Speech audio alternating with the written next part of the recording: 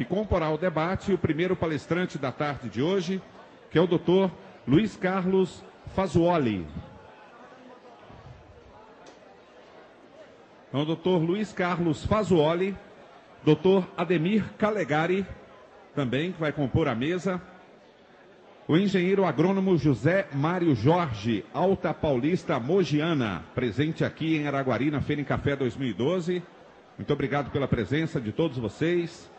Também o engenheiro agrônomo Antônio Teixeira, do Grupo Libertas, presente aqui. E o mediador desse debate, que é o engenheiro agrônomo Durval Fernandes Mapa Pro Café. Também vai participar e vai mediar esse debate. Lembrando mais uma vez, quem tiver perguntas a fazer, tem duas opções. Uma delas é escrever a pergunta e deixar aqui na mesa, que a pergunta será lida, e quem quiser fazer a pergunta pessoalmente pelo microfone, podem ficar à vontade, tem um microfone à disposição a todos vocês. Então, a partir de agora, o debate com Luiz Carlos Fasuoli, Ademir Calegari, José Mário Jorge, Antônio Teixeira, com a mediação do engenheiro agrônomo Durval Fernandes. Um bom debate a todos.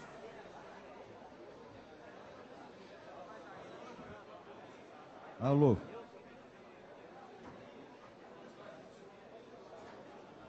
Alô, alô.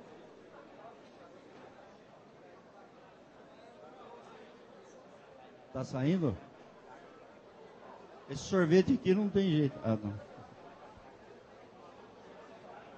Bom, pessoal, me convidaram para fazer a mediação desse encontro aqui que teve hoje. E apesar da correria, quer dizer que teve muita gente para falar, e falar coisa importante, e falar coisa moderna e muito polêmica, que a gente vai querer saber muito mais. Primeiramente, nós tivemos a palestra. Primeiramente, eu vou apresentar os nossos convidados aqui, né? Primeiro foi o engenheiro agrônomo Fasuoli, que ele é formado, engenheiro agrônomo formado pela Exalc, em 1969, e sempre trabalhou a vida toda no Instituto Agronômico de Campinas, na seção de genética e melhoramento. Portanto, apesar de ser um jovem pesquisador, você vê pela cor dos seus cabelos, mas ele já tem 42 anos de trabalho.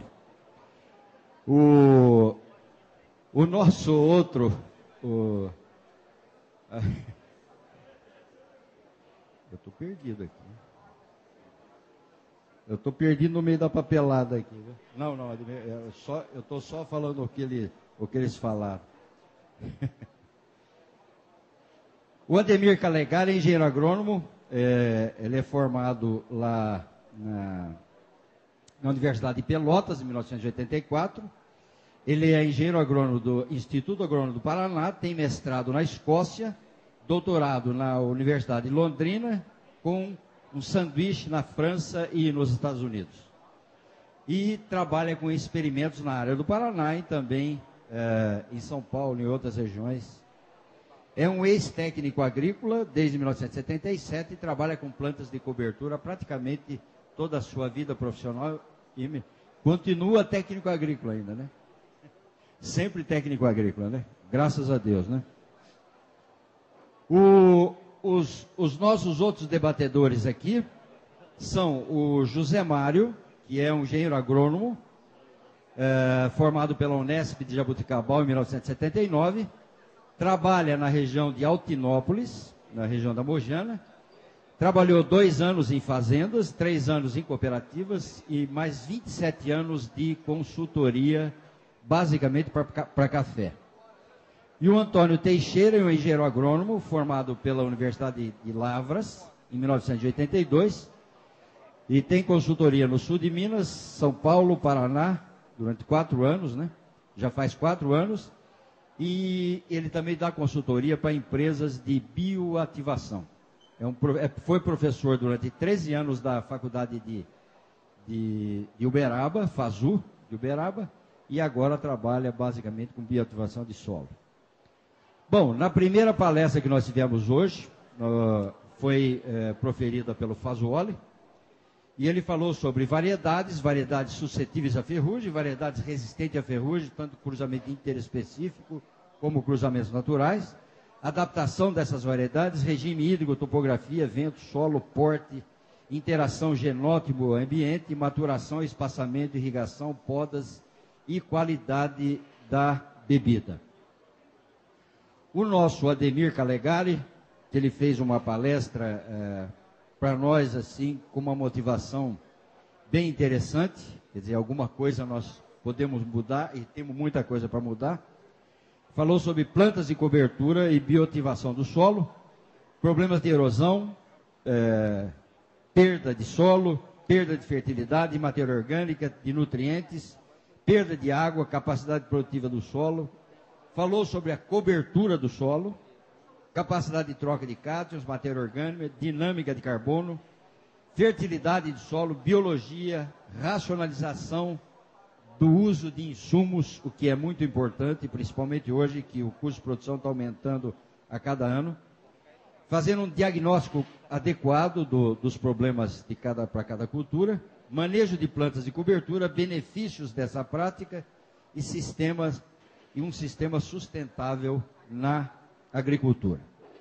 Bom, o que trata eu fiz assim um resumo muito, que eu não sou especialista no assunto, comparando o sistema convencional que a gente usa na agricultura, ela consiste no aumento do uso de fertilizantes, de corretivos e defensivos agrícolas. O conceito do cultivo racional ou sustentável é aquele, através da bioativação do solo, ele vem com um outro objetivo, outro enfoque.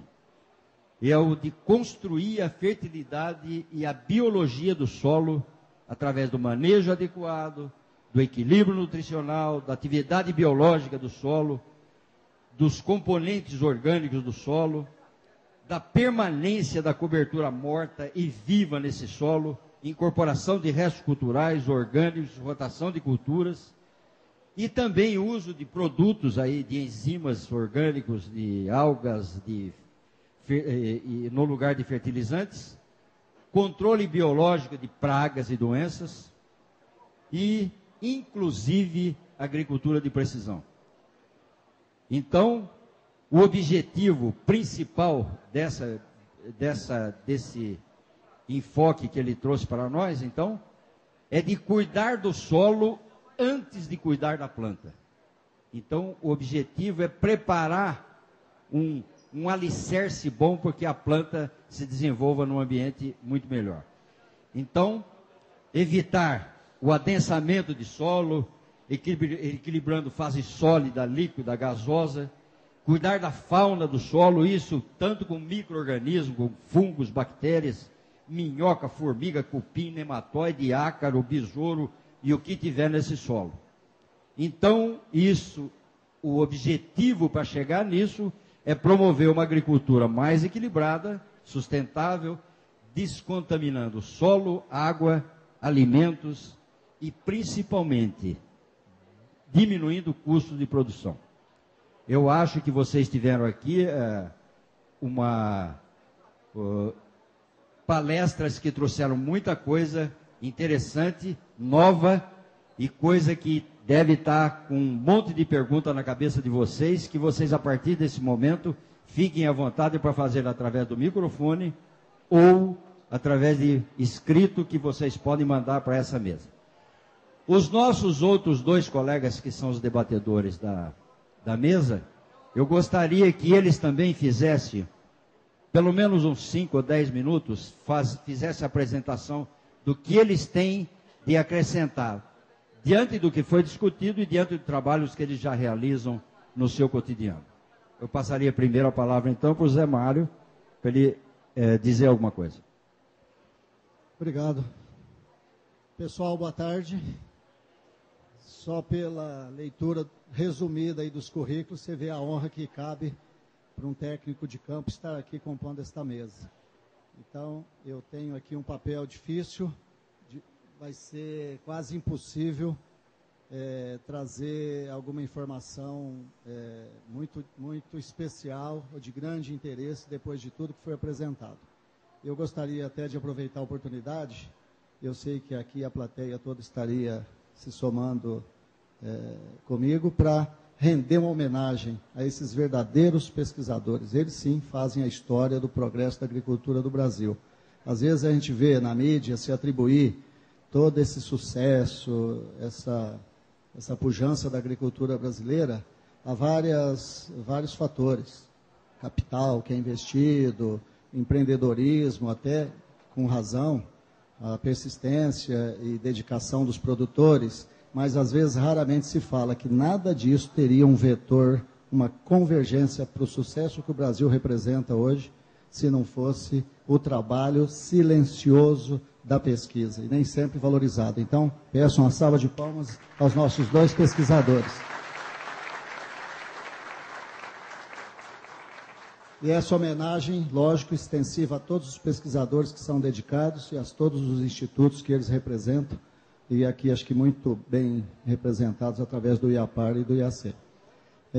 Eu gostaria de passar alguns slides para subsidiar um pouco esse debate que vai ser em seguida, e as perguntas, porque eu trabalho numa região um pouco diferente, que é a Mogiana, uma região centenária de café, que teve a sua história, e que está se adequando, se modificando para enfrentar a competitividade que a cultura exige hoje.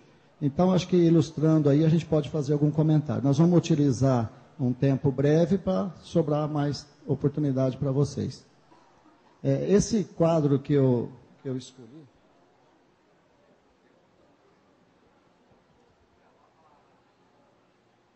prometo que nós não vamos fazer uma outra palestra, não. Nem temos capacidade para isso. O pessoal está enxergando com essa quantidade de luz aí? Aqui só um minuto aqui para dominar o aparelho. Qual que é o apontador? Acho que ele acabou. Qual que é o... Não, para frente, para trás, o apontador. Esse quadro aqui é só um resumo de um trabalho que foi apresentado aqui nesse jornalzinho Informações Agronômicas, em junho de 2010, que se refere a um estudo de consumo de fertilizantes e nutrientes pelas principais culturas no Brasil, e aponta um número que preocupa quem trabalha com café, porque diz que o aproveitamento da cultura do café, em termos de nitrogênio, nessa safra de 2008, foi apenas 18%, 8% de fósforo e 26% do potássio. Ou seja, aqui não é um trabalho científico, é um trabalho estatístico. Foi medido todo o fertilizante de consumo dessa cultura, nessa safra, a produção, quanto que contém de nutrientes nessa produção retirada, e diz o seguinte, que o desfrute que o café está tendo em relação ao que nós estamos fornecendo é muito pequeno. Ele perde longe para várias culturas, para todas, né, em relação... Agora, é lógico que aqui é café beneficiado. Então, o próximo quadrinho aqui, ele mostra o que a palha de café representa. Ou seja, 51% do nitrogênio do grão, 58% do fósforo, 67% do potássio e assim por diante. Ou seja, mais de 50% dos nutrientes retirados estão na palha. Então, a palha de café, nesses sistemas que a gente quer de economia, de bioativação do solo e de reciclagem de nutrientes, é importante que a gente não negligencie o retorno da palha. Aí aqueles números já melhorariam um pouco, que é calculado em cima de café beneficiado. Aqui eu mostro também o resultado do trabalho apresentado sempre pelo Dr. Vander, que é o retorno de uma poda de café. Então, dá para se modificar a adubação, fornecimento, eficiência de aproveitamento do sistema quando se poda a planta. Então, todo aquele material que foi construído a partir da fertilidade natural e fornecida ao solo, ele pode ser reciclado. E aqui mostra que uma poda completa de esqueletamento devolve 261 quilos de N e 273 de potássio, que seria praticamente a exigência da planta para vegetar plenamente e se estabelecer em alta produtividade no próximo ciclo. E os experimentos estão comprovando isso, que com pouquíssima adubação após uma poda, a lavoura tem esse comportamento. Eu mostro aqui uma fotografia até que é emblemática, que a gente sempre mostra quando apresenta, que é na região de Ribeirão Preto, um pivô de café, mostrando que num mar de cana, que é o estado de São Paulo, com mais de em torno aí de 6 milhões de hectares de cana, café ocupando 170 mil, 175 mil hectares, mas existe solução para você enfrentar essa situação de competição e se dar muito bem. É um produtor muito bem sucedido, um pivô de 65 hectares, que já está com 20 anos de exploração, com produtividades na faixa de 45, 50 sacas, com colheita mecânica, varrição mecânica, manejo de poda, enfim, dentro do mar de cana, inclusive sendo ameaçado pelo crescimento urbano. Isso aqui é uma reserva que ele fez, não porque ama só a natureza, não, é para não ser invadido aqui pelas casas populares, né, que muita gente usa desse artifício aí, tá? Aqui mostrando nessa mesma fazenda, foi discutida aqui a questão de cultivares, um café Obatã, que nesse sistema de mais adensamento e com irrigação e tecnologia, mesmo depois de podado, após 5, 6 safras no ciclo normal, ele fica com essa carinha feia, depois ele mostra essa cara e depois ele mostrou essa produção. Desculpa, voltar aqui. Mostrou essa vegetação e depois essa produção. Está um pouco difícil de ver aí. Produção de mais de 100 sacas por hectare. É onde que vai fechando as contas aí. Então é possível até voltar café em São Paulo, se a gente tivesse menos restrição ambiental, com mais barramentos, com mais reservas de água, para fazer cafeicultura irrigada competitiva mecanizada. E se vocês der um passeio pelo Google, vão ver que já tem essas iniciativas em áreas bem maiores, até de 300, 400 hectares. Então já é um modelo que serviu para o Cerrado, está servindo também para regiões que tradicionalmente dispensavam irrigação. Aqui mostrando esse produtor, o mesmo produtor que aproveitou até um antigo terreiro de café e plantou café irrigado. E a lavoura já está formada. Aqui mostrando um pouco da nossa experiência na região com plantas de cobertura, o guandu associado com braquiária. E a lavoura se dando muito bem aqui. E não tem jeito da gente tirar uma foto sequer lá que não mostre o panorama da cana, porque nós estamos rodeados pela cana. Aqui mostrando uma outra iniciativa de um produtor com a nossa orientação, uma área muito descampada, altitude de quase 1.000 metros, e o quebra-vento, que o café nem foi plantado, aqui está a linha que vai ser plantado o café, aqui já uma linha de guandu associada com 2 de milho. Você já percebe que o guandu, a leguminosa, é muito lento o desenvolvimento inicial. Então não daria tempo dele fazer o papel de quebra-vento. E aqui o milho faz esse papel inicial. E pelo que o Dr. Calegari mostrou, essa dobradinha aqui é a que produz maior quantidade de carbono para o sistema. E era uma área de cana, então a gente fica feliz até de ver algumas áreas de cana também perder espaço para um café. Aqui mostrando a área já uns 6 meses depois, milho, guandu e a braquiária para fazer. E a lavourinha se dando bem aqui, uma lavoura de sequeiro. Aqui mostrando mais uma vista dessa lavoura, aí já jogando um pouco de matéria orgânica, o milho já foi colhido e o guandu vai ser manejado por 2 anos, porque ele não é anual. Dá para você ir podando e mantendo ele aí como quebra-vento. Aqui já a massa de braquiária roçada, o guandu ainda permanecendo. Aqui até uma foto do mesmo local. E só para dar essa notícia, foi feito um experimento aqui com nitrogênio marcado para medir a mobilização desse nitrogênio que é aplicado no capim, na braquiária, e é colocado sob a copa do café, quanto desse N é transferido para a planta. Então é um estudo que o Dr. Favarin conduziu, uma tese de doutorado de uma menina lá, que vai ser apresentado em breve. E os resultados são interessantes, posso garantir. Então vai possibilitar ou tirar aquelas dúvidas que a gente tem sobre esse manejo de adubação em área total, ou algumas espécies que podem ou não ser adubadas. desde que a gente tenha condição de manter essa braquiária, aí, como o doutor Ademir já colocou. Está acabando as fotos, aqui uma foto de guandô, pulando 2, 3 linhas, e a barreira de guandô, muito utilizado na minha região. Aqui guandô exclusivo, numa lavoura mais adensada, ele vai ser manejado. Aqui um café que foi podado, a foto não está muito boa, mas que é uma primeira experiência que nós estamos fazendo, que é tentar fazer no inverno uma planta de inverno. Aqui no caso foi o tremoço, o Toninho visitou essa área, né, Toninho? E depois de 2, 3 meses, ele estava com uma massa muito bonita. Esse café foi podado em setembro, né? E essa foto aqui é daquele ano agrícola em março, por aí. Então formou uma massa que eu acho que é um espaço que a gente tem para utilizar uma planta alternativa de cobertura, que vai fixar uma grande quantidade de nitrogênio. O tremoço, eu não sei o comportamento em relação aos nematóides, eu não tenho essa informação, mas vai ser colocado aí como pergunta.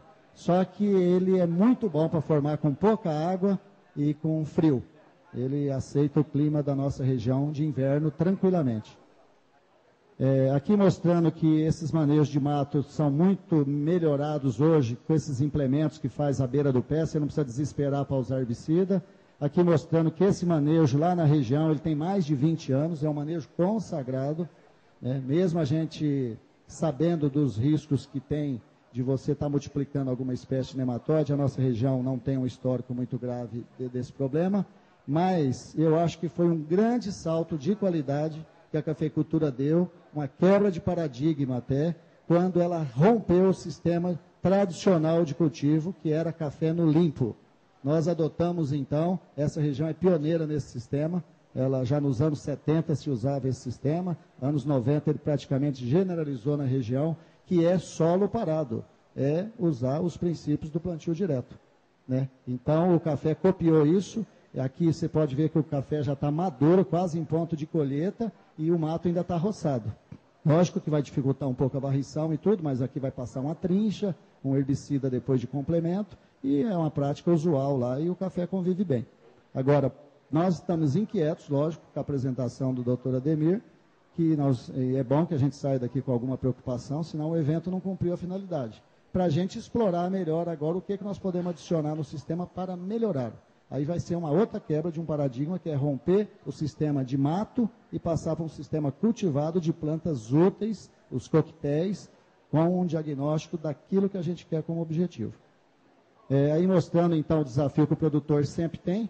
Ele tem que estar olhando a área ambiental, tem que estar com a sua cultura principal, sabendo que a vizinha aqui ela é valente, ela é competitiva, é uma cultura que veio para ficar no estado de São Paulo. A nossa região, principalmente da Mogiana, você tem mais de 20 usinas competindo pela matéria-prima do produtor.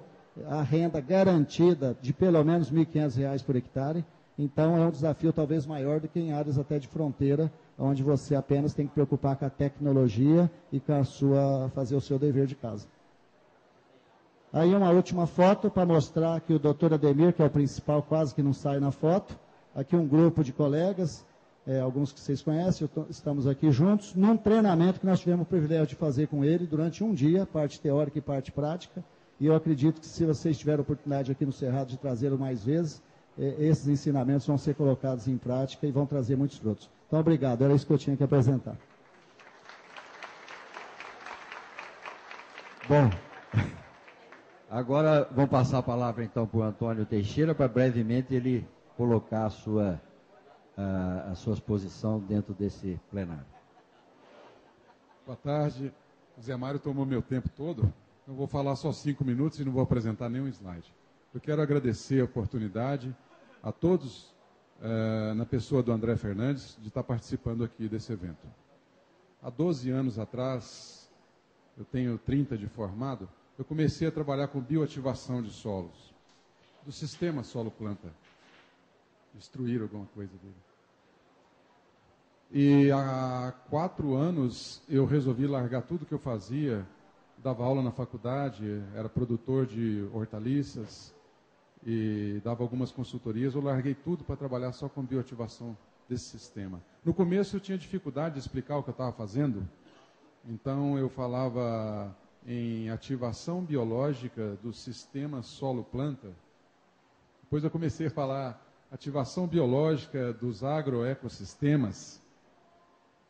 E aí eu achei que estava cumprido, resolvi abreviar para bioativação de lavouras, né? E graças a Deus hoje bioativação está sendo falada por todo lado. E a gente vai tentar dar uma humilde contribuição em 5 minutos a respeito disso. Eu queria chamar a atenção para o conceito de bioativação. O que é bioativação de lavouras? É você promover ações que incrementem a vida nesse sistema. E quando nós estamos falando vida, nós estamos falando da vida visível e da vida invisível, desde as plantas, os insetos, até os micro-organismos invisíveis. E por que fazer isso? Porque quando você incrementa a vida do sistema, o sistema funciona de uma maneira mais inteligente, da maneira que foi elaborada e concebida pelo nosso Criador. Então, a nossa ciência, ela tem que andar em sintonia com os processos naturais. Nós temos que fazer ciência para incrementar as produtividades dos agroecossistemas, porém, em sintonia com as leis que regem esses agrossistemas. Então, imagine o seguinte, que eu gosto de dar esse exemplo, um engenheiro vai construir um prédio e alguém fala, olha a lei da gravidade, hein? E ele diz, olha, eu quero que se dane essa lei da gravidade, eu tenho aqui meus cálculos, entendeu? Eu não estou nem aí para essa lei da gravidade. Eu acho que é perigoso entrar dentro de um prédio desse, né? Então, a questão que eu coloco para debater seria o seguinte, quais são as leis naturais que no momento não estamos dando atenção e que interferem em todas as lavouras? Então, até estou escrevendo um livro, está quase pronto, que fala de, uma primeira tentativa de enunciar 10 dessas leis naturais. E eu vou dizer uma para vocês, resumidamente, que é exatamente para... Eu gostei muito da palestra do Dr. Fasuoli, mas eu vou me referir à palestra do Dr. Calegari, porque é o mesmo assunto que eu estou trabalhando, e eu não sou especialista em café. Que eu chamei de lei da imobilidade vegetal. O que significa essa lei? O que ela diz? Qual que é o enunciado? Se vocês repararem bem, todas as espécies do planeta Terra têm a capacidade de se locomover atrás do seu alimento, ou nadando, ou andando, ou voando. Todos nós que estamos aqui no planeta Terra somos capazes, até uma bactéria é capaz de nadar atrás do alimento. Mas as plantas não. As plantas são organismos fixos. Estão fixos na Terra. E, no entanto, as plantas são, como espécie, todas elas, altamente vencedoras aqui no planeta, estão aqui antes de nós e são responsáveis por toda a vida. Então, qual é a estratégia? Qual é a estratégia da planta para buscar o alimento, já que ela não sai do lugar? A primeira questão é o seguinte, as plantas são seres autotróficos, então elas fabricam o próprio alimento. Não podemos esquecer de que as plantas conseguem, através da fotossíntese, sintetizar o próprio alimento. O carbono pegam do CO2, que está no ar, da água e do ar, o oxigênio e o hidrogênio. Está feito o carboidrato, com a presença do sol. Ora, então se o adubo, se o fertilizante não é a comida da planta, então o que ele é? Ora, o fertilizante é o tempero. É o tempero desse prato. E quando nós falamos em tempero, nós precisamos priorizar equilíbrio e não quantidade. Porque um prato destemperado para menos ou para mais, não é um prato legal. Então as plantas, como é que elas fazem para buscar esse tempero no solo, já que elas são fixas? O lento crescimento radicular não explica essa questão.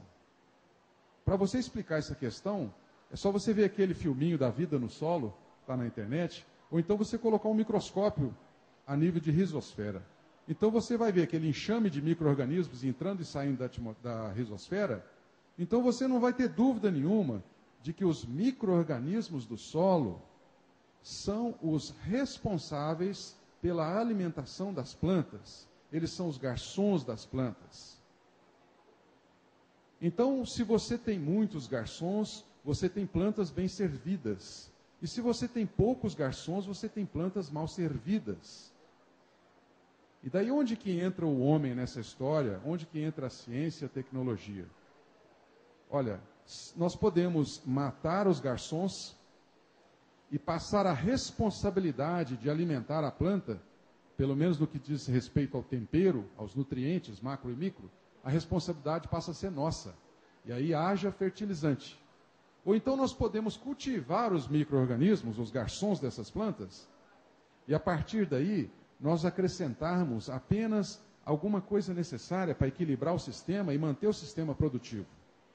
Então, bioativação é isso, né? E só para citar alguns números que confirmam a teoria do professor Calegari aí, hoje eu recebo análises de solo e folha de mais de 100 propriedades por ano. E isso há 5 safras. No Paraná, nós estamos com 46 lavouras com adubação trigo-soja, com adubação zero na soja e apenas nitrogênio no trigo, no inverno. 5 safras. Os teores no solo continuam altos. No sul de Minas, mais de 40 lavouras com reduções médias de 50% no fósforo e no potássio. No estado de São Paulo, 12 lavouras com redução média de 20% a 50% no fósforo e no potássio. Média de 5 safras. E mais de 90% das lavouras de café que foram bioativadas estão usando pouco ou nenhum fósforo mais na sua adubação. Os teores de fósforo no solo continuam subindo. Isso são dados que eu estou acompanhando pessoalmente. Eu ainda não sei explicar direito o que está acontecendo, mas eu tenho certeza que tem a ver com os micro-organismos do solo, que aumentamos e equilibramos em quantidade e atividade. Então, eu deixo aí a seguinte mensagem. Quem sabe o adubo não é a comida da planta, é só o tempero. Precisamos caprichar nesse tempero. E a estratégia, verde por cima, branco por baixo. Do ponto de vista temporal e espacial, quanto mais verde uma área tiver, então mais essa fábrica está funcionando. Um dia sem verde, um espaço sem verde, é um espaço sem produção. Porque quem produz é a planta através da fotossíntese. Em última análise, é ela que produz o que a gente vende. Então, verde em cima e branco embaixo, o máximo de raízes do ponto de vista vertical e horizontal, para buscar de volta os nutrientes que estão fugindo para baixo. Né? Porque o ciclo da matéria orgânica pode até fechar, mas o ciclo dos nutrientes vai da rocha para o mar. Então, quantos nutrientes nós conseguimos pescar de volta com essas plantas de cobertura, é menos adubação que nós precisamos. E uma planta dessa forma, com adubação mais equilibrada, obviamente que ela vai ter uma tendência a dar menos doenças também. Então, promover a vida, restabelecer o equilíbrio, sintonia com as leis naturais, redução de custos. Nós temos muito trabalho pela frente e eu acho que isso aqui é só uma sementinha que está sendo jogada. Muito obrigado. Nós agradecemos então a apresentação dos nossos colegas e agora acho que nós vamos iniciar basicamente a nossa sessão de perguntas. Eu queria que vocês não levassem muito a sério. Às vezes você leva ao pé da letra o que o Ademir Calegari falou. Falou, se você toma café embaixo de uma sombra, você só recebe a sombra, mas você entra numa floresta, você tem oxigênio, você tem outros gases. Eu tenho um colega que entrou na mata para tomar um café e não voltou porque uma onça comeu ele. Então precisa tomar cuidado. Então passamos as perguntas aí. Boa tarde. Meu nome é Robson Andrade Rezende, sou consultor no sul de Minas, Zona da Mata Mineira, Norte Pioneiro do Paraná e Baixa Mogiana. Trabalho com algumas culturas já citadas aqui. É um prazer estar aqui diante de pessoas ilustres e de alto conhecimento científico. Gostaríamos aqui de deixar apenas pequenos recados, só para corroborar temos certeza que a vida, a produção, depende de bioquímica, vida associada à química. Temos certeza que as plantas estão pedindo socorro pelo excesso que estamos aportando a elas. Temos certeza que estamos contrariando a Deus nesses excessos, nessa ganância financeira. Temos certeza que daqui a alguns anos teremos 9 bilhões de pessoas para serem alimentadas. E gostaríamos aqui de colocar um fato polêmico com respeito às empresas que nos dão suporte na área de insumos. Durante esses 32 anos de engenharia agronômica, conseguimos, através da observação de campo, chegar a algumas conclusões. E gostaria que as faculdades também socorressem um pouco a parte de extensão. Estamos com poucos extensionistas no campo. E um dos fatores que temos observado tem contribuído muito para a baixa fertilidade do que eu chamo de APP, ou seja, a área de produção permanente. A nossa função de engenheiro agrônomo nunca é de piorar aquilo que encontramos, mas sempre melhorar. Tenho aqui na minha pasta, durante 8 anos, a melhoria da fertilidade em quase 400% de um solo. Então, um dos fatores, me desculpem, é polêmico, mas por que ainda, desde 82 para 85, com pesquisas do Alcard e do Quáquio, definiram o impacto do carbonato de cálcio e magnésio no solo, ou seja, do nosso famoso calcário? E por que uma agricultura moderna, altamente científica e de ponta, ainda se usa esse insumo ultrapassado? Com todo o respeito que eu tenho, mas observamos que a fertilidade do solo passa pela retirada desse insumo. Tenho para dizer só isso. Agradeço a Deus por ter me colocado aqui e de ter encontrado pessoas nessa linha de sustentabilidade, ou seja, sustentabilidade para mim é fazer o produtor ter renda. Não é balela, é ter renda, produção. 43 sacas de café por hectare sem 1 grama de fertilizante, nem via solo, nem via folha. Isso para mim é sustentabilidade, aproveitar de fato os recursos naturais renováveis. Muito obrigado. Se algum participante da mesa quer fazer algum comentário, passamos à próxima pergunta. Passamos à próxima pergunta, então. Agradecemos a colaboração do nosso colega.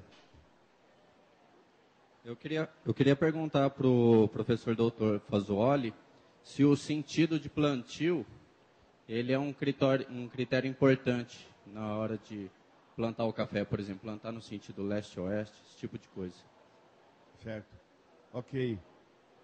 Realmente é fundamental, mas é muito difícil você estabelecer isso. Se você puder estabelecer o sentido, nós todos sabemos que do lado do nascente, do poente, tem diferenças enormes de pragas, de doença, inclusive de qualidade da bebida. Se você puder estabelecer isso, então eu acho que pode ser um dos pontos a ser considerado. Tá certo? Inclusive, isso já tem experimentos publicados aí, o sentido do plantio de café com maiores rendimentos e menos problemas de produção de um lado ou de outro. Já tem 2 ou 3 experimentos publicados. Outra pergunta? Sou Eduardo Mosca, trabalho aqui na região. Minha pergunta para o doutor Calegari. 2 perguntas, na verdade, doutor. É muito comum na nossa região aqui, o senhor enfatizou bastante matéria orgânica no solo, a gente aumentar a matéria orgânica. Eu estaria,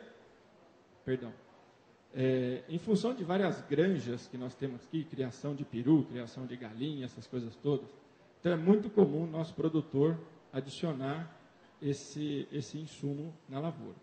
O senhor vê isso, resíduo, obrigado, o senhor vê isso com bons olhos? Isso estaria substituindo alguma coisa no sentido que o senhor falou? A minha segunda pergunta é a seguinte: das propriedades químicas que existem nas plantas nematicidas, essas propriedades químicas estão só na raiz ou quando a gente faz a incorporação dela, a roçada, a trincha, se eu colocar esse material embaixo da saia do café, se eu vou ter esse mesmo resultado? Eu digo isso porque na colheita de café, há necessidade da gente limpar debaixo da planta de café, né? Então, algumas vezes o solo chega a ficar, a terra, né, chega a ficar igual esse ladrilho aqui. Então, eu gostaria de saber isso daí do senhor. Não sei se eu consegui colocar de uma maneira bem clara. Claro que o resíduo animal, os dejetos animais, são importantes fontes de nutrientes. E são importantes, tem substâncias também, porque a gente acha que a gente estudou bastante, mas tem substâncias que têm efeitos na vida do solo, na biologia do solo, a nível de micro, do meso e macro, que ainda faltam muitos estudos. Então, claro que são componentes, estão trazendo nitrogênio, estão trazendo fósforo, né, potássio. A gente sabe que os resíduos, por exemplo, bovinos, né, os animais, 70% até 90%, 95% dos nutrientes permanecem ali com fezes, com esterco, com urina, né? Bastante nitrogênio, os resíduos de aves, peru, bastante concentrado. Claro, isso vai ajudar a ativar. Agora, isso não evita, ou isso sozinho, não tem esses efeitos em profundidade que as plantas de cobertura têm. Vocês viram os dados que eles mostrava a quantidade, né? Bom, só um parênteses. Então tem um produtor, Yasumasa Sami, meu amigo produtor, o filho dele ficou 4 meses com a gente, tem um mestrado japonesinho de Marialva. Esse produtor nós tivemos com o pessoal das Nações Unidas, da FAO, da Guatemala recentemente, e amigo nosso, umas 2, 3 vezes por ano nós estamos lá. Aí ele mostrando o café, 50, 53 sacas por hectare. Aí perguntou, quanto de adubo que o senhor está usando aqui? Ele falou, não, faz 12 anos que não aduba mais aqui. A pessoa falou, mas não é possível. Mas o senhor segue quem? Ele falou, segue Tumorucera e Caregari. Como? Como é que um produtor de 20 hectares, tá certo? 3 hectares de atemoia fantástica. Falou, mas como é que o senhor não tem doença na atemoia? Ah, foi lá no interior de Goiás, pegou marolo, pegou raiz nativa, fez cavalo. Eu uso esterco e cobertura. Braquiária e guandu. Porque a braquiária que nem está colocando ali, gente, você pode roçar ela, ou na época do inverno que ela não cresce, você pode plantar as coberturas em cima dela, que nós estamos fazendo em frutas. A fruticultura está explodindo as coberturas de novo agora.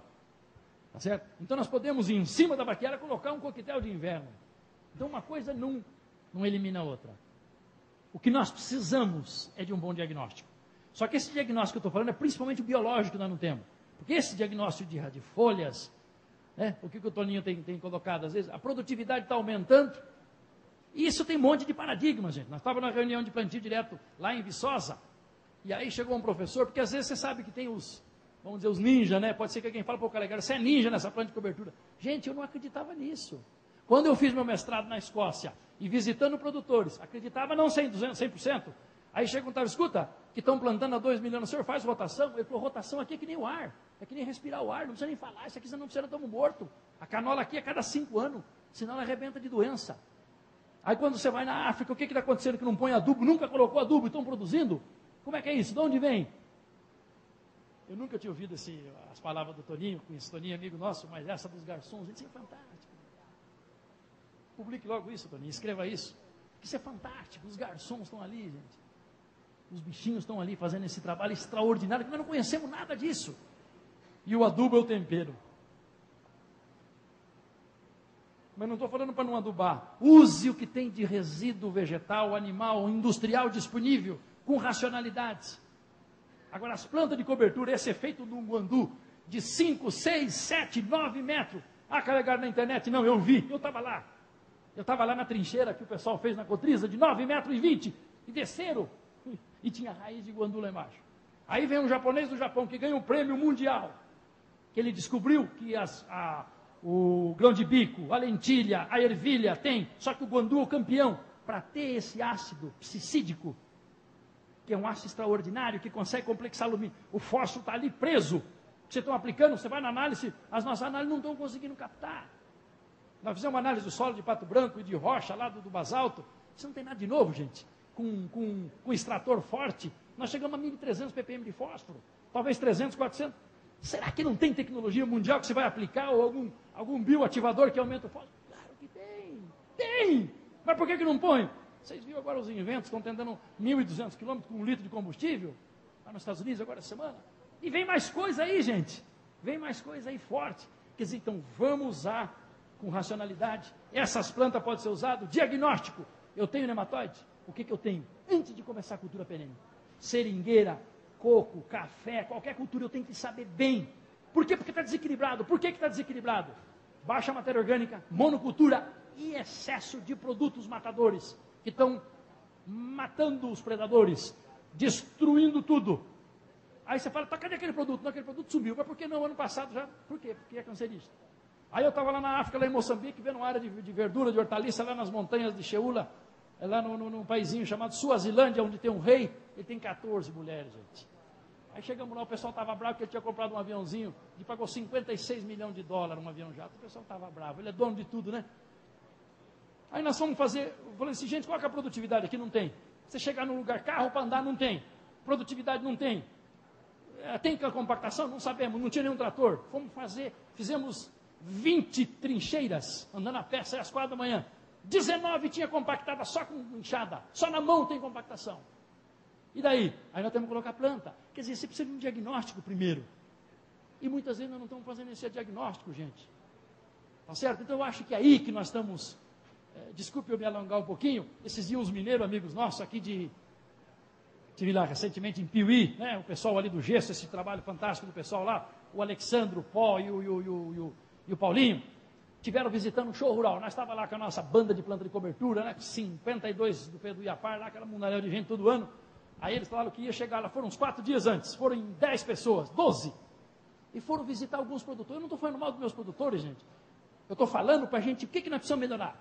Visitou, ele falou, cara, eu estou decepcionado. Eu falei, como? Ele falou, não, tem um colega nosso que é daqui da cooperativa aqui de Mamburê, fomos visitar 4, 5 produtores, chegamos, o que o senhor está usando para ferrugem? Eu nem sei.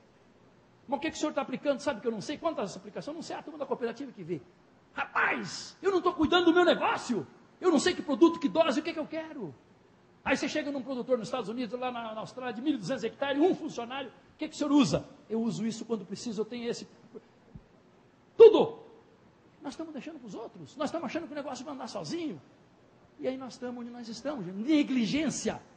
Que nem o Durval falou, os burros, eu acho que é negligência. Nós estamos o jeitinho, que é bom às vezes, que agora é ruim. Então nós estamos numa decadência mundial moral, na minha opinião.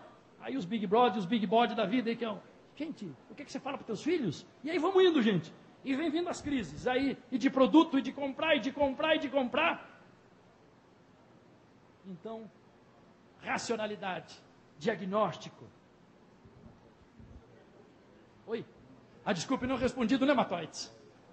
A questão de nematóides. A questão de nematóides, gente, nós precisamos saber o que eu tenho e que populações. Eu tenho que saber o que e quanto, para saber o que eu vou fazer. Claro que o início é melhor, porque senão depois você vai amargar. Tem produtores que estão perdendo aí 30, 50 mil reais. Numa área eu conheço produtor que perdeu 100 mil reais porque ele não fez um bom diagnóstico antes. Você tinha culturas e não fez essa análise. Mas por que não fez? Não é culpa do produtor. Porque o agrônomo que está lá, que nem eu também, que nunca falamos para ele. Se nós estamos falando isso hoje é porque a gente está vendo os resultados. Tá certo? Então a questão de nematóide, nós temos que aprender a conviver, baixar as populações daqueles nematóides, matar eles todos, não vamos. Então nós podemos colocar essas plantas de cobertura. O efeito dos dois, nós temos o efeito de raízes que penetram e morrem por substâncias, tá certo? Das raízes, e alguns o efeito da parte que está também diluído na parte aérea. Então as duas situações vão funcionar. E dependendo do nível, nós precisamos só uma estação de cobertura não é suficiente. Agora, quando nós vamos fazer um decote, está tudo limpo, 70%, 80% das raízes do café vão morrer, nós estamos com esse trabalho agora no Paraná, está indo para o segundo ciclo de cobertura. Nós estamos com clitória, estamos com 3, 4 tipos de crotalária, estamos com trigo mourisco, sarraceno, Iapar 91, baíli, porque o 92 já aumenta nematóides. Variedade da cobertura a gente já muda. A variedade da aveia, nós estamos testando 18 aveias, estamos testando 16 braquiárias para todos esses principais nematóides. Em julho e agosto nós vamos ter todos esses dados, junto com as nossas nematologistas, com a questão do trabalho e também no campo validando áreas de café e outras áreas de cultura anuais que vão dar esse grande aporte para que a gente realmente siga o caminho melhor. Alguma pergunta a mais? Porque aqui nós estamos estendendo as perguntas porque é um assunto bem, boa noite, bem interessante. Durval, boa noite.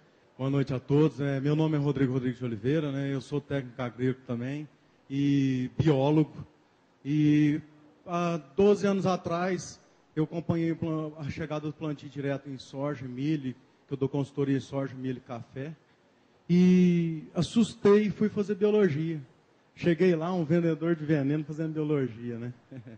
Então, eu queria parabenizar vocês, o grito que vocês deram para a natureza, das pessoas analisarem a forma que está lidando com as plantas, sem respeitá-las, as fontes minerais que estão esgotando, que são nossos adubos. E assim, Calegari, eu queria deixar uma pergunta sobre quantos por cento mais vantagem você acha que é usar a adubação verde do que os estercos que nós temos nessas granjas? Porque até um fato que o Santinato falou, aqui na nossa cidade, antigamente o Mataboi jogava até o sangue dentro do rio. Lembrando que um caminhão de sangue mata mais do que 3 caminhões de ácido sulfúrico. Aí depois eles descobriram que aquilo vale dinheiro, que está cheio de fósforo lá. E começou a tratar. Aí hoje tem alguns produtores que inclusive pegam o resíduo que sobra da lavação, dos rumens, e está lá amontoando aquilo. E ninguém tem estudo, igual o Mosca pediu, igual o Santinato pediu, sobre isso. Mas para o produtor acreditar nisso é difícil. A gente está aqui falando todo dia sobre isso. Poucas pessoas, porque as multi falam que é o veneno. E eu vi a agricultura ficar 50 anos produzindo sem veneno. Aí só usava percevejo para lagarto um cheirinho às vezes. Hoje, nós estamos aí com veneno para isso, veneno para aquilo, veneno para aquilo, para aquilo outro. E o processo não está tendo respeito. Então hoje, pelo que o senhor falou, do tempero, o animal é salgado, o vegetal não tem sal nas fezes. Então, essa matéria orgânica do senhor, quantos por cento melhor o senhor acha que é do animal? Porque o animal, o produtor gasta R$120 para colocar lá na fazenda. E a vegetal custa 60, já tem um monte de dificuldades. Então, quantos por cento o senhor acha que é melhor esse uso da matéria orgânica vegetal, que está aí por Deus, e nos trazendo tanto eficiência nas micorrizas, nas outras coisas, como vocês dizem. Muito obrigado.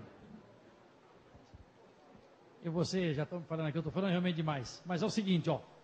São Paulo, estado de São Paulo, estimativa dos últimos anos, só na área de renovação de cana com crotalária júncia, 200 mil hectares. O custo dela, o custo de implantação, é 5 a 10% do benefício. Isso não dá para te dizer o número. Sabe por quê? Depende de que tipo de solo, depende do que você quer com a planta de cobertura. O que você quer? É fósforo? É potássio? É nitrogênio? É nematóide? Qual nematóide? O que eu tenho? É fusário? É problema de mofo branco? Quer dizer, então são cada situações e cada histórico de área vai ser diferenciado. Eu diria para você que dá para você estimar de 10, 15 até 30, 40%. Em algumas situações até mais. Por exemplo, nessas áreas de Moçambique que nós tivemos um trabalho, produzia 5, 8 sacas, 10 sacas de milho por hectare, 500, 400 quilos. Aqui no Paraguai, que faz 23 anos que eu assessoro o projeto no Paraguai, projeto da GTZ da Alemanha, 17, lugar que eu mais aprendi, pequena propriedade, 17 mil famílias com 1 hectare para ser melhorado. 70 e poucos técnicos de agrônomo que a gente assessora. Ali 400, 500 quilos também, estão indo para 4, 5, 6 mil quilos de milho. Lá na África, em vários lugares, só com as plantas. O que as plantas? Ativou o quê? Esses garçons que nós nem conhecemos eles. E aí o nutriente disponibilizou, porque ele estava lá e não foi embora. Esses fertilizantes que o Mário mostrava ali, onde é que está? Esse produtor japonês lá de Marialva, eu levei o caso dele para o Dr. Kaminski, que é um químico, professor da Universidade de Santa Maria, que tem 44 anos de química. Ele falou, Calegari, o café é uma planta que tira pouco do que colocou ao longo dos anos. Está ali, você precisa botar alguém para... Bota os garçons para trabalhar. As raízes, as plantas, a reciclagem dos garçons. Então essa percentagem é muito variável. Só que os benefícios são extraordinários. E para terminar nessa parte, os adubos verdes, amigo, não tem nada de novo. Os gregos, chineses, romanos, há 2, 3 mil anos, já usavam isso. E aí no pós-guerra nós achamos que os químicos é tudo fácil. E hoje nós estamos vendo, nós temos que voltar para essas plantas. Senão o burro, nós vamos, a vaca vai para o brejo. Uma pergunta aqui para o professor Calegari. Qual a posição do senhor em relação a altas doses de gesso em relação às propriedades físicas, químicas e biológicas do solo?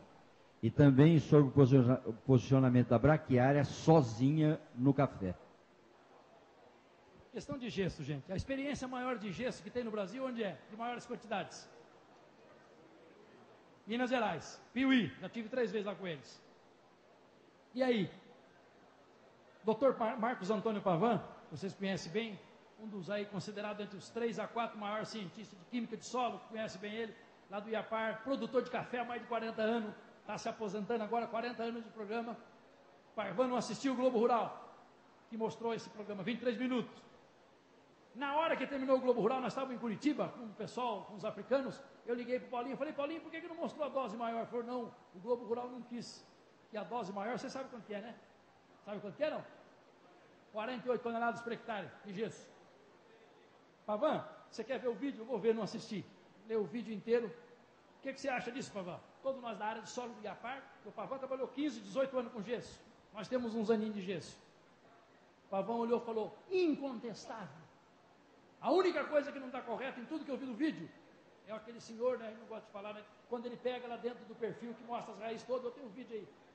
Lá embaixo e pega, olha o gesso aqui, não, aquilo ali não é gesso mais. O sulfato de cálcio já dissociou e já desceu. Ali não tem mais gesso lá em profundidade. Só isso, o resto não é incontestável. Então, doses, gente. Eu tenho trabalho com canola de 5 toneladas, os melhores rendimentos. O que vocês vão usar em solo argiloso? Aí para vocês. É o custo, porque aqui está quanto? 40, 60 reais? E vocês estão aqui em Uberlândia, Uberaba. Agora, quando você vai à região Rio Grande do Sul, vai lá em Vacaria, que é uma acidez alumínio embaixo, que precisa ter o alumínio para segurar, tá certo? Para complexar o alumínio. O sulfato, formar o sulfato de alumínio e liberar o cálcio, porque se não tiver alumínio, esse gesso também vai embora. Ele vai lavando, vai até o lençol freático. Então, as doses, gente, o que nós estamos recomendando lá abaixo? 3. Mas vocês têm pesquisa de longos anos? Não. As nossas pesquisas não permitiram. 3, 4, 5, 6 toneladas usa. Não tem problema nenhum, gente. Por quê? Nós visitamos a área de 48 toneladas do Alexandre, tivemos 1 mês e pouco lá também. Ele fez uma palestra agora em dezembro aqui, tivemos na reunião na Cober Safra lá em Formosa. A área de noite colhendo, a área que tinha 48 toneladas, passou um agrônomo, um tonto que nem eu, lá, ele contando, falou, isso aqui daqui 2 anos, esse café está morto. 103 sacos de café limpo. Isso é incontestável. 50, 60, 70 sacos, quantos vocês vão usar? Eu sei que vai ter gente aí para amigo, tá louco, aqui é 1, 2 toneladas. Bernardo Van Reij, dos maiores conhecedores do Brasil, amigo nosso, tivemos junto no Texas, de outras regiões. Bernardo, eu falei, chama o Bernardo, eles chamaram 4, 5 vezes. Eu fui lá, 4 meses depois o Bernardo foi. Aí eu liguei, Paulinho, sempre, toda semana nós conversamos, Paulinho, como é que foi o Bernardo? Falei, eu não vou falar o que ele falou, vou te mandar o e-mail dele, eu tenho o e-mail dele. Parabéns para vocês. Eu estudei mais de 35 anos gesso, eu achei que o gesso ia para ser 40, 60 centímetros. Vocês têm dados, resultado é 1 metro, 1,5 metro, cálcio em profundidade, raiz crescendo, buscando mais água. É isso, gente. Então, que dose? Agora vocês vão discutir aí com os agrônomos, com os técnicos. O cara do Paraná vem incendiar aqui? Não. Nós estamos recomendando o Rio Grande do Sul, sem medo de errar, gente. 2, 3, 4, 5, vocês têm dinheiro, pode colocar, porque lá 150, 160 reais chega um gesso lá em São Luís Gonzaga, lá perto de São Borja. Então use. E a outra, até esqueci, o finalzinho. Braquiária sozinha, gente. Quanto de meloidógene, de pratilencos braquiuros tem nessa área? Porque os outros nematóides, javânica, o incógnita, paranense, todos, a braquiária é beleza. A braquiária é ruim só para para o pratilencos braquiuros. Se não tem braquiuros, segue com a braquiária.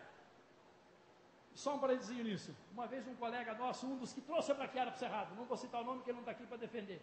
Ele foi pesquisador do Iapar, professor de universidade, um grande consultor na Bahia e todo lugar.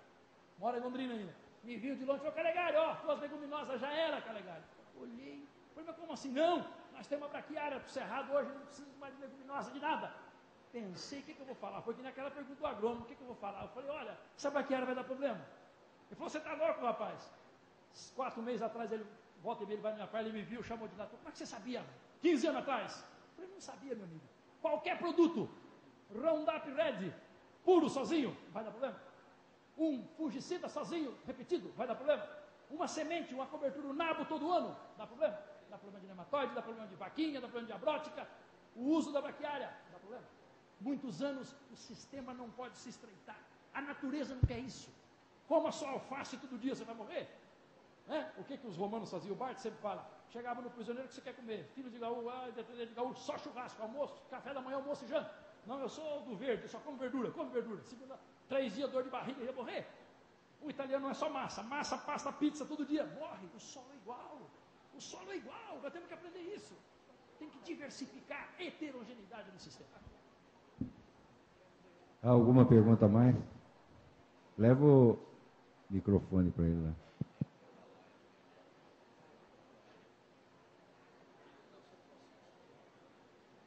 Boa noite. Eu gostaria de parabenizar o doutor Calegari pela palestra, que eu tirei o chapéu.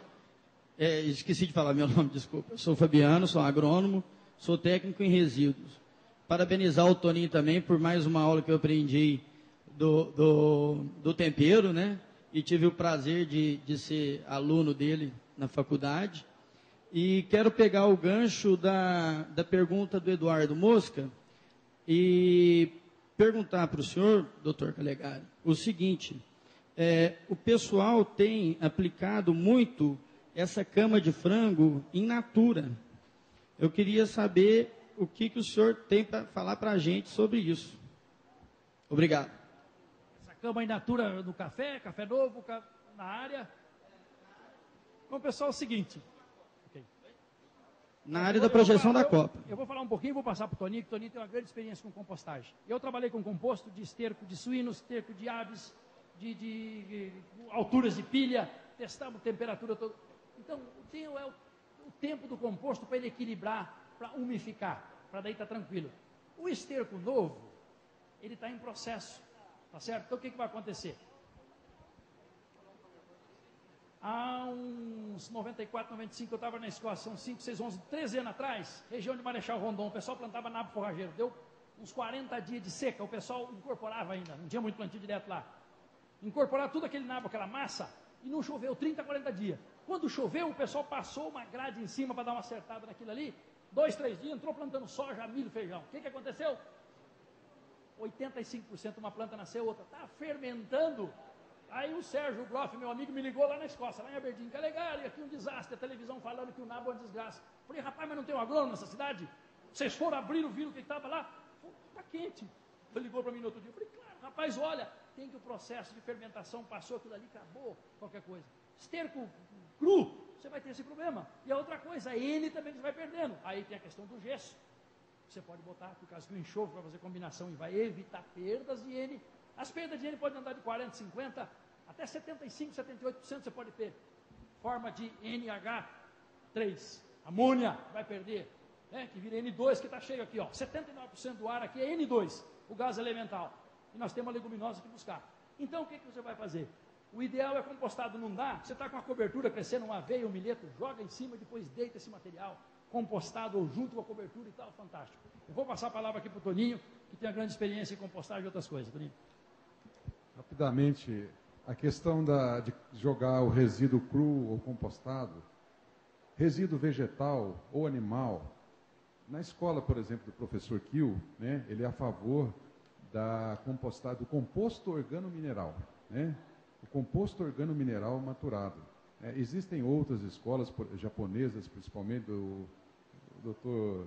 Suzuki, o pessoal do Bokashi, acha melhor você deixar essa compostagem ir acontecendo lá na lavoura mesmo. Mas para isso você tem que ter técnica, você tem que ter a questão da distribuição e do tamanho das partículas. Mas eu queria chamar a atenção também que nem só o resíduo vegetal e nem só o resíduo animal vai resolver a totalidade dos problemas.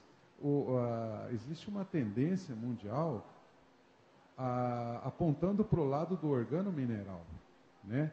Quer dizer, olha o que está acontecendo com as lavouras de cana colhida crua aqui no estado de São Paulo, por exemplo.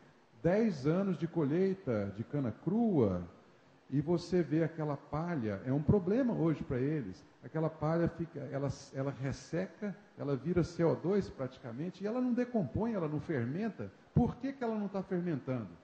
Porque quem fermenta ela são os micro-organismos do solo, devido ao manejo agressivo nas áreas de cana. Então a população microbiana está muito baixa e não consegue decompor aquele material de origem vegetal. Então, na verdade, nós precisamos de um equilíbrio entre...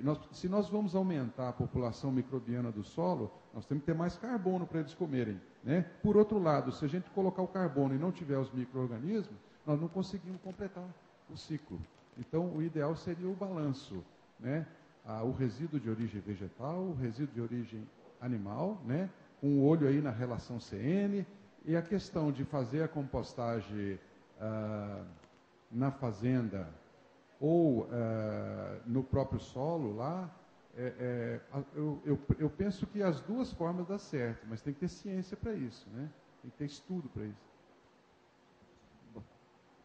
Só uma coisinha que eu me lembrei, gente. Eu lembro quando eu comecei a trabalhar com plantio direto, então até falei essa mentira, que a gente precisava uma área de plantio direto, uma área de cobertura de café. Para você aumentar carbono orgânico, como é que você faz? O que você vai plantar? Qual que é a preferência? Eu lembrei do Toninho falando ali. As gramíneas, é isso? Não. Gramínea sozinha, você pode trazer bilheto, Sudan Grass, que é outro material fantástico, gente. Nem falei dele, sorgo do Sudão. Estamos testando ele agora para os nematóides. Em termos de massa radicular, de massa superior, é fantástico. Sorgo do Sudão, sorgo forrageiro, milheto. As braquiárias são extraordinárias de raízes. Só que só isso sozinho, não, você traz um montão de carbono, não captura, não sequestra, não fixa carbono. Para fixar, precisa ter a comida para os bichinhos, não é só carbono. Você precisa ter N, ou via cobertura, ou via esterco, ou via mineral, para você dar comida para esse bichinho. Aí tem fixação. Tem que ter algo de N para ter fixação de carbono, para aumentar o carbono no solo, para capturar o carbono no solo. Bom, pessoal, eu acho que a gente ficaria aqui até as 10 horas da noite, né? Porque o interesse é muito grande pelo assunto. Mas, infelizmente, a direção aqui do simpósio está pedindo para encerrar essas perguntas. E esse pessoal que está junto assim, que nós queremos agora, de forma muito amigável, agradecer a presença de cada um com a sua competência, com a sua sabedoria sobre o assunto, e que é um assunto muito importante, que a gente ainda tem que estudar muito, um assunto assim que é gostoso de falar sobre ele, e que a gente tem que um dia caminhar para isso, e isso é uma coisa... Deixa eu te interromper só um minutinho. É que eu acho que é de interesse do público. Eu gostaria, só para finalizar, eu já tinha combinado com o Calegari que eu fiz essa pergunta para ele individualmente. Eu acho que nós achamos que seria de interesse do público. Só como última pergunta, viu, pessoal, para realmente a gente finalizar. É que nós falamos aqui, ele já citou 2 vezes nas respostas anteriores, que não se deve trabalhar com uma única planta em cobertura. Tá? E como nós aqui, a maioria é produtor, e precisa meio que uma receitinha, lógico, para entender melhor isso, eu pediria a ele que colocasse um melhor para nós, como seria a metodologia de trabalho em relação a essas plantas, como plantar, a rotação dessas plantas de cobertura, quando cortar, alguma coisa assim, um pouco do manejo, e aonde a gente busca mais informações a respeito, que eu acho que todo mundo se interessou para ter isso para levar para a sua lavoura. Tá? O guandu, por exemplo, você colocou ele para chegar a essa profundidade toda, quanto tempo ele não vai ficar lá, quando gradear, quando roçar. Ok? Então é o seguinte, aí a gente encerra. A questão dos detalhes de cada uma eu não vou falar por causa do tempo, mas nós temos publicado, temos ali, eu vou passar para a associação, então, daqui, vou mandar, tá certo? Nós temos tabelas, nós temos diferentes materiais, estudo de muitos anos, tá certo? Isso aí não foi por acaso, não. Faz 18 anos que nós começamos a trabalhar com os coquetéis, com esses mix de plantas. A questão do guandu, ele é biotrianual, quer dizer, ele pode, aí depende do que você quiser. Se você roçar ele rente ao solo, ele vai morrer. Então você vai do manejo. As crotalárias em geral, o estudo de Júlio César mostra que se você passar de 2 anos, não é igual uma braquiária que você vai repetir a mesma crotalária 2, 3, 4, 5 anos, não. Você vai aumentar fusário e podridões no solo, podridão de raízes. Amendoim em cavalo você pode usar 4, 5, 6 anos, sem problemas. Então, o ideal é nós colocarmos plantas de famílias diferentes. Você tem uma leguminosa, eu não vou ter mais braquiária, não, vamos melhorar essa braquiária. Com Arax pintoi, por exemplo, tem uma experiência aqui em perto de São José do Rio Pardo, ali, Mococa, minha mãe nascida em Mococa, de Mococa, uns amigos nossos lá, 150 hectares de citros, até ano passado convidou nós para um churrasco, e o japonês, o Yamada, ele falou o seguinte, o Yamada trouxe a braquiária, o Calegari trouxe o Arax pintoi, 10 anos, 150 hectares de citros, nunca usou herbicida, só roçadeira ecológica, N lá em cima, suprimento da laranja, aumento de produtividade, aumento de carbono, saiu 3 vezes do suplemento agrícola de São Paulo. Quer dizer, então, nós temos que encontrar as plantas, como é que eu estou antes de começar, primeiro ano, segundo ano, que tipo de adensamento, que tipo de espaçamento, é com esqueletamento, é com poda, e aí eu vou ver essas combinações, com trigo mourisco, ou com cunhã, clitória ternatia, ou com acrotalária, qual delas, a expectáveis, ou com milheto, ou com painço português, setária, combinações, misturas, de acordo com cada situação. E que bom que é assim, gente, que se tivesse tudo igualzinho, não precisava de agrônomo, de técnico, de assistente, de nada. E olho, e diagnóstico. Mas essas linhas, as quantidades, eu vou estar passando então para a associação, tá certo? E para que tenham disponíveis. E estamos sempre à disposição de todos lá, gente. Bom, nós agradecemos a presença de todos vocês que tiveram a paciência e a curiosidade de novas informações aqui. Convidamos vocês para estarem aqui amanhã às 8 horas para novas sessões desse simpósio.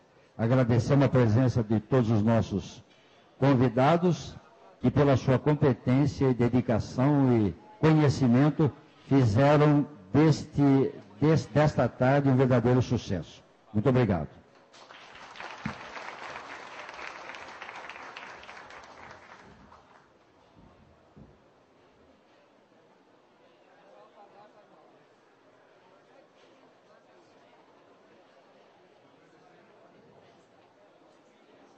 Agradecemos a presença de todos, lembrando que amanhã a palestra do Paulo Fial será por volta de 4h30 da tarde, devido aí